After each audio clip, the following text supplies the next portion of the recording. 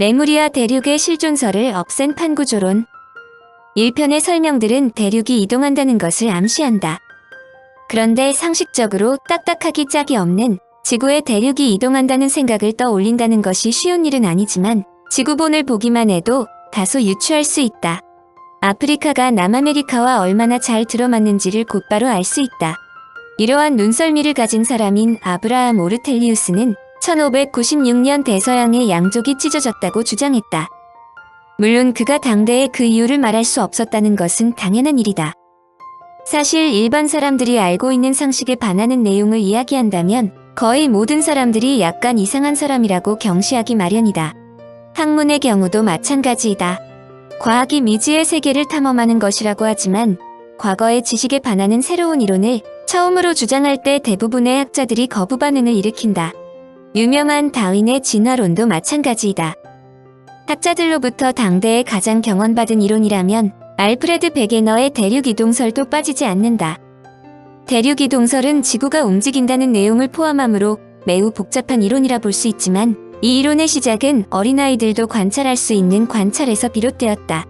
지구 위를 살펴보면 누구나 곧바로 마주보는 대륙들의 끝부분의 윤곽이 조각 그림을 맞추는 식으로 맞추면 꼭 맞는다는 것을 발견할 수 있다.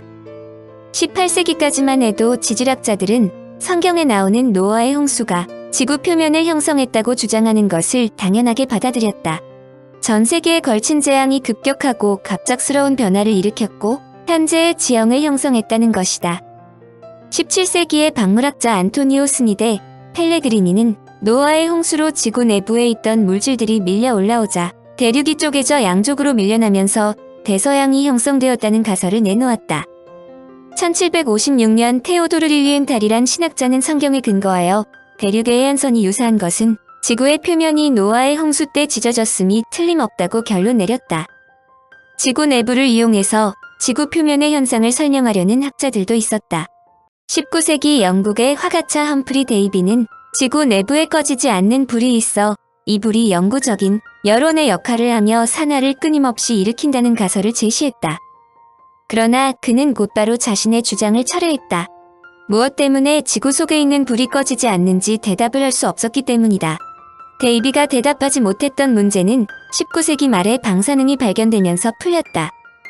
우라늄, 토륨, 방사성 칼륨과 같은 방사성 원소가 여러 종류의 바위에서 발견되고 이 방사성 원소가 다른 원소로 서서히 분배하면서 열을 내놓는다는 사실이 밝혀진 것이다.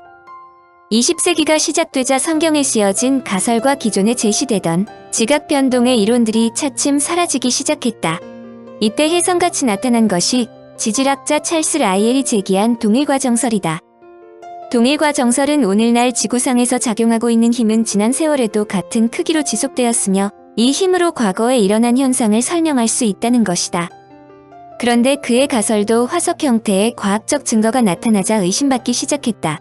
지질학자들이 극지방의 만년설에서 카리브의 제도와 같은 적도, 지방에서만 자라는 식물군과 동물군의 화석을 발견했기 때문이다.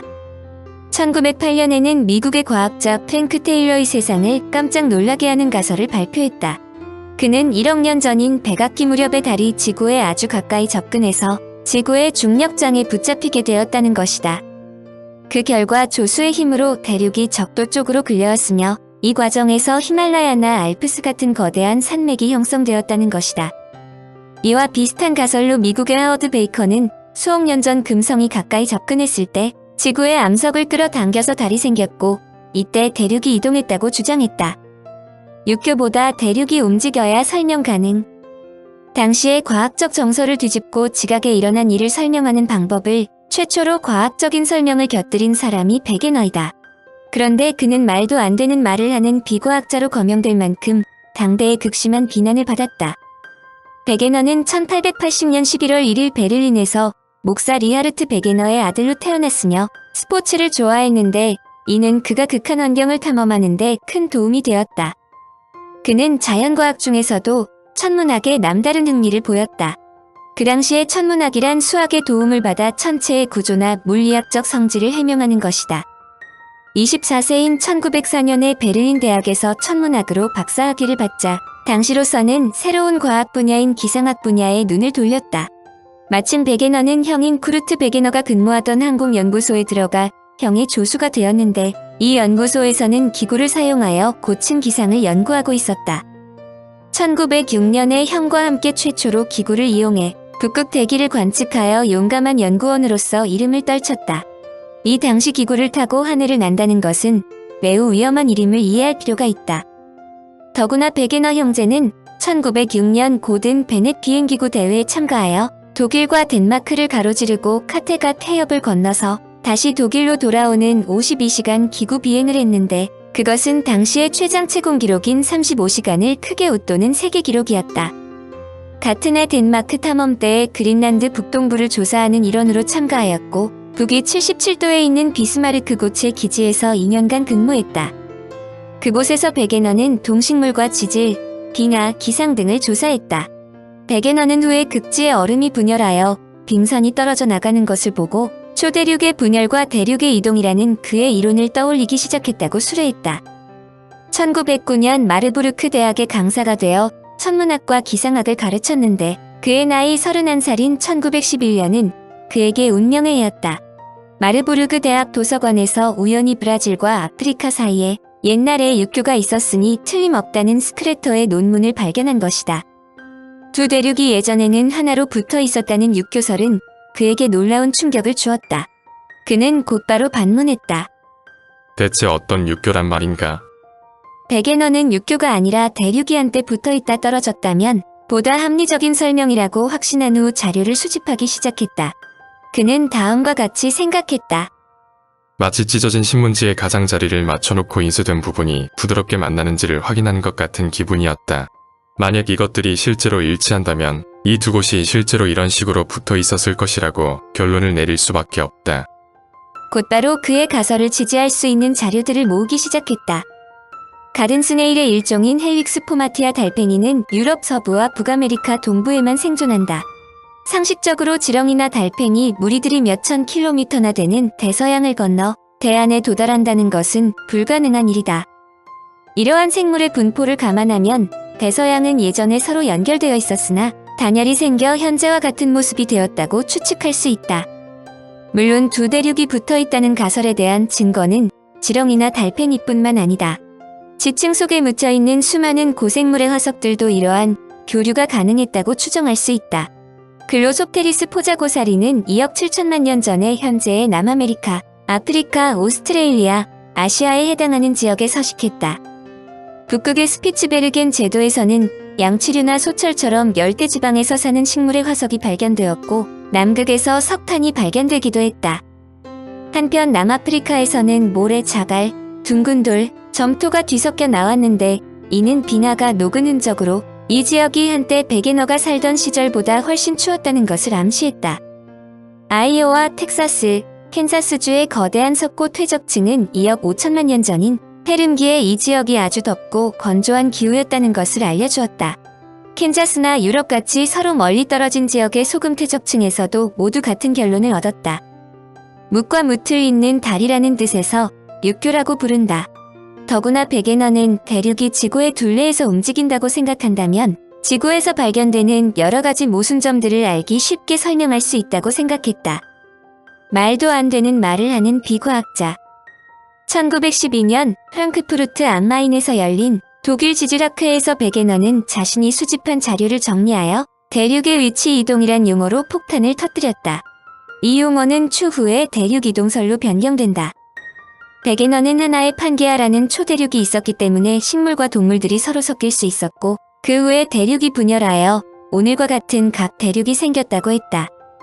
베게너가 자신만만하게 자신의 이론을 뒷받침할 증거들을 제시했으나 그의 말을 들은 학자들은 냉담했다. 그의 주장에 반대하는 학자들의 반발이 어찌나 격렬했는지 그의 편에 설 수 있었던 많은 사람들조차 자신의 경력을 망칠까 두려워 몸을 사렸다. 그가 얼마나 혹독한 비난을 받았는지는 다음과 같은 비판자의 글로도 알 수 있다. 우리 지구가 자유자재로 움직인다는 이야기는 기하적이고도 이상하고 구차스러운 사실로 묶여진 것이 지나지 않는다. 이 가설은 연구자가 아니라 종교맹신자가 주장하는 것과 다름 아니다. 유명한 고생물학자 베리는 베게너의 가설을 보자마자 다음과 같이 혹평했다. 그의 가설은 과학적이 아니다. 가설에 반대되는 대부분의 사실은 무시하고 가설을 뒷받침하는 증거만 골라서 쓰고 있으며 주관적인 생각을 객관적 현실인 것처럼 다루는 자가당착에 빠져 있다. 그의 설명이 과학적이지 못하다는 것은 사실 그의 논문을 과학으로 다루는 것조차 문제가 있다는 것을 의미한다. 유명한 미국의 지질학자 베일리 윌리스는 다음과 같이 적었다. 그것을 더 이상 논의하는 것은 문헌을 어지럽히고 학생들의 마음을 미혹하게 할 뿐이다. 베게너의 주장은 필히 이전의 물리학만큼 낡아빠진 것이다. 심지어 다음과 같은 비판도 나왔다. 이 가설은 권위를 가진 사람들이 지지하는 유서, 아픈 생각에 대해 털끝만큼의 존경심도 보이지 않는다. 이 가설은 도전적이고 화려한 모양새로 보통 사람들이나 과학자의 상상력을 자극하고 있다. 하지만 과학의 기본 법칙에 합치 않은 가설이라면 상상력에 호소해서는 안 되며 건전한 기초를 갖추고 있어야 한다. 베게너에게 가장 강력한 반론을 제기한 사람들은 지구물리학자들이었다. 베게너는 대륙이 시알이라는 암석질로 이루어져 있으며 이 물질들은 밀도는 더 높지만 부드러운 하층인 심하층을 따라 미끄러지고 있다고 주장했다. 그는 심하가 시알보다 더 낮은 온도에서 녹기 시작하기 때문에 심하가 부드러운 상태라고 가정했다. 그런데 학자들이 실험한 결과들은 심하의 녹는 점이 그가 추측한 것과 모순이 되었다. 더구나 영국의 저명한 제프리 경은 지진파를 관측한 결과 대양 밑은 부드러운 것이 아니라 딱딱한 것으로 드러났다고 반박했다. 어떻게 대륙이 움직일 수 있다는 말인가? 한마디로 베게너는 과학적인 상식이 없었다. 그러므로 심지어는 전문가도 아닌 기상학자가 무엇을 말하는지 모르겠다며 심한 비아냥까지 들은 것은 물론 그가 지질학에 대해 논문을 제출하는 것 자체에 대해서도 분개했다. 천문학자이자 기상학자였던 베게너는 지구과학자들에게 아웃사이더로 비쳤기 때문이다. 사실 기상학자였던 그의 장인조차 그에게 조언을 했다. 자기 전공 분야에서 다른 길로 벗어나지 말라는 것이다. 당연히 그의 논문은 베게너의 기대와는 달리 학계의 주목을 받지 못하고 더 이상 거론되지 않았다. 베게너도 자신의 이론을 더 이상 주장하지 못하고 답보하고 있는 상태에서 그야말로 행운이라면 행운이 그에게 따랐다. 1914년 제1차 세계대전이 발발하자 독일군 기상예보장교로 복무하다 머리에 탄환을 맞은 것이다. 상처는 치유되었으나 심장의 결함 때문에 전쟁이 끝나기까지 각지의 측구소에서 기상관계 업무에 종사할 수 있었다. 이것이 그로 하여금 대륙이동설의 이론을 보완할 수 있는 기회를 주었다. 1915년에도 그에게 믿기지 않을 정도의 행운이 다가갔다. 대륙이동설이 학자들로부터 호평을 받지 못하자 자신의 이론을 논문이 아니라 대륙과 대양의 기원이란 책으로 발표했다. 그런데 그의 책이 상상을 초월할 정도의 세계적인 베스트셀러가 된 것이다. 그는 자신의 책이 많은 비판을 받을 것으로 예상했다. 그러므로 다음과 같이 자신의 책을 비판할 사람들을 대상으로 논지를 펼쳤다. 지구의 초기 상태를 해명하기 위해서는 지구에 관련된 모든 분야의 과학적 증거를 이용해야 한다. 그러나 과학자들은 아직도 이 문제는 이 모든 증거를 통합해서 바라볼 때만 해결될 수 있다는 점을 충분히 이해하지 못한 것 같다. 지구에 관련된 모든 과학 분야에서 제공되는 증거를 통합해야만 진실을 알 수 있다. 알려진 모든 사실을 가장 잘 설명할 수 있는 논리를 찾아내려면 그렇게 해야 한다.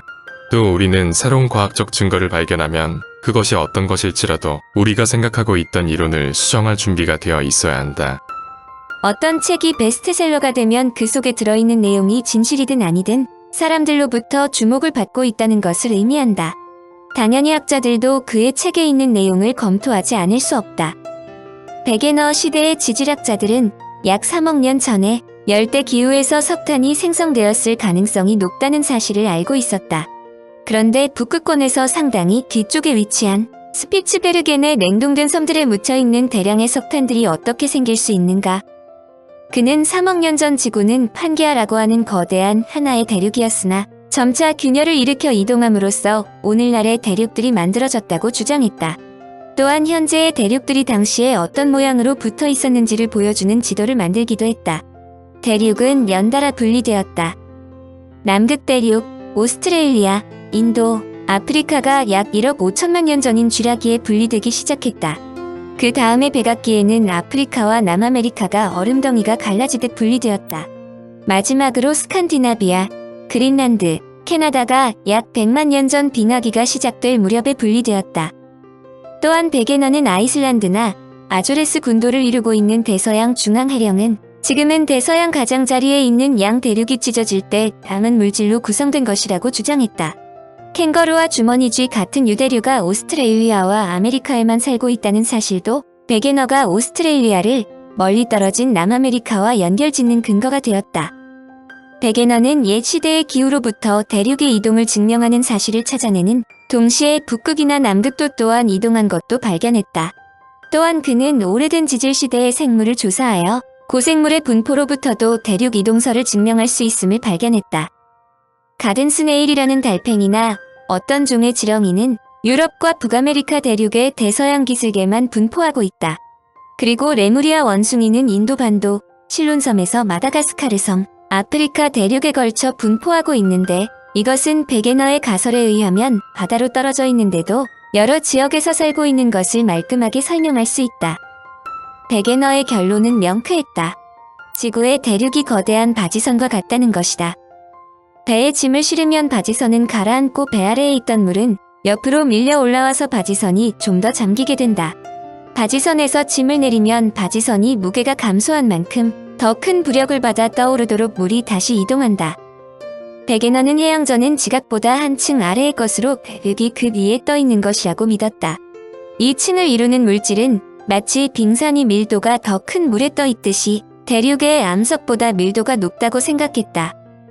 이는 해양저가 대륙과는 다른 재료로 구성되었다는 것을 의미했다. 만약 대륙을 잇는 육교가 있었더라면 이것은 이제 해양저의 일부가 되었을 것이다. 하지만 당시의 기술로는 해양저의 밀도와 중력을 측정하거나 충분히 깊은 곳에 암석 견본을 채취할 방법이 없었다. 베게너의 가설의 장점은 산의 융기와 침강에 관련된 오랜 문제가 해결될 수 있다는 점이다. 아이작 뉴턴은 지구 전체가 쪼그라들면서 산이 형성되었다고 설명했다. 그는 지구 표면이 굳기 시작하는 때 지구 전체가 완전히 고정된 형태로 수축되기 전에 산이 지각에서 돌출했다는 가설을 발표했다. 그는 지구의 내부는 한때 불지옥과 같았지만 세월이 흐르면서 점점 냉각되었으며 이런 냉각으로 인해 지구의 표면이 수축되었다는 것이다. 그런데 학자들은 지구가 상당한 수준까지 냉각된 적이 없음을 발견했다. 이는 베키렐과 큐리 부부에 의해 방사성 물질이 발견되어 더 이상 지구 냉각설이 설 자리를 잃었기 때문이다. 그러므로 베게너는 과거에 대륙 지괴가 서서히 움직이다가 어느 지점에서 서로 충돌했다는 대륙 이동설이 산맥 형성 등을 더 잘 설명할 수 있다고 생각했다. 판구조로는 판들의 가장자리끼리 맞닿는 곳에 여러 가지 흥미로운 일이 일어날 수 있다는 것을 암시한다. 두 개의 판 중 하나가 맨틀 아래로 침강에 내려갈 수도 있고 다른 쪽 판 위로 올라갈 수도 있다는 것은 지진이나 젊은 산맥들이 생성되는 것을 자연스럽게 설명해 줄 수 있다. 특히 두 판이 만나는 곳에서는 마찰이 일어나 엄청난 열이 발생하는데 이것은 아래층의 암석을 녹일 수 있을 정도이다. 지구 내부의 큰 압력이 마그마를 위로 분출시키면서 화산이 분화하고 용암이 흘러나오는 것도 말끔하게 설명된다.